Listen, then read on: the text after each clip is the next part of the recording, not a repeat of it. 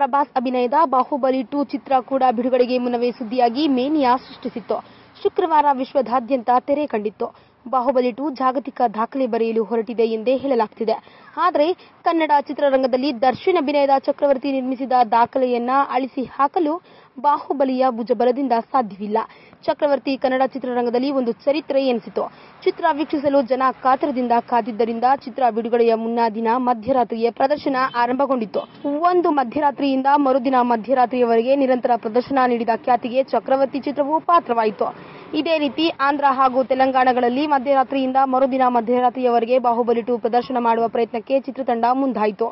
ಆದರೆ ನಿರಂತರ ಪ್ರದರ್ಶನದ ನಡುವೆ ಯಾವುದಾದರೊಂದು ಶೋ ಹೌಸ್ಫುಲ್ನಲ್ಲಿ ಸಾಗದಿದ್ದರೆ ಮುಜುಗರದ ಸನ್ನಿವೇಶ ಸೃಷ್ಟಿಯಾಗಬಹುದು ಎಂಬ ಕಾರಣಕ್ಕಾಗಿ 24 ತಾಸುಗಳ ನಿರಂತರ ಪ್ರದರ್ಶನದಿಂದ ಬಾಹುಬಲಿ 2 ತಂಡ ಹಿಂದೆ ಸರಿಯಿತೆನ್ನಲಾಗಿದೆ. ಹೀಗಾಗಿ ಬಾಹುಬಲಿಯಿಂದ ಚಕ್ರವರ್ತಿಯ ದಾಖಲೆ ಮುರಿಯಲು ಸಾಧ್ಯವಿಲ್ಲ. ಈ ವಿಷಯವನ್ನ ಕೇಳಿದ ಕನ್ನಡಿಗರು ಇದೀಗ ಹೆಮ್ಮೆ ಪಡುವಂತ ವಿಚಾರ ಎಂದು ಗರ್ವದಿಂದ ಬೀಗುತ್ತಿದ್ದಾರೆ. ಈ ವಿಡಿಯೋ ಬಗ್ಗೆ ನಿಮ್ಮ ಅನಿಸಿಕೆ ಹಾಗೂ ಅಭಿಪ್ರಾಯಗಳನ್ನು ನಮ್ಮ ಕಾಮೆಂಟ್ ಬಾಕ್ಸ್ನಲ್ಲಿ ತಿಳಿಸಿ. ಈ ವಿಡಿಯೋನ ಲೈಕ್ ಮಾಡಿ, ಶೇರ್ ಮಾಡಿ ಹಾಗೂ ಮತ್ತಷ್ಟು ಸ್ಯಾಂಡಲ್ವುಡ್ ಅಪ್ಡೇಟ್ಸ್ಗಾಗಿ ತಪ್ಪದೇ ನಮ್ಮ ಯೂಟ್ಯೂಬ್ ಚಾನೆಲ್ ಅನ್ನು ಸಬ್ಸ್ಕ್ರೈಬ್ ಮಾಡಿ. Top Kannada TV. Top Kannada TV. ಎಲ್ಲ ಇನ್ಫಾರ್ಮೇಶನ್ ಅಪ್ಡೇಟ್ಸ್ಗೆ ಸಬ್ಸ್ಕ್ರೈಬ್ ಟಾಪ್ ಕನ್ನಡ ಟಿವಿ.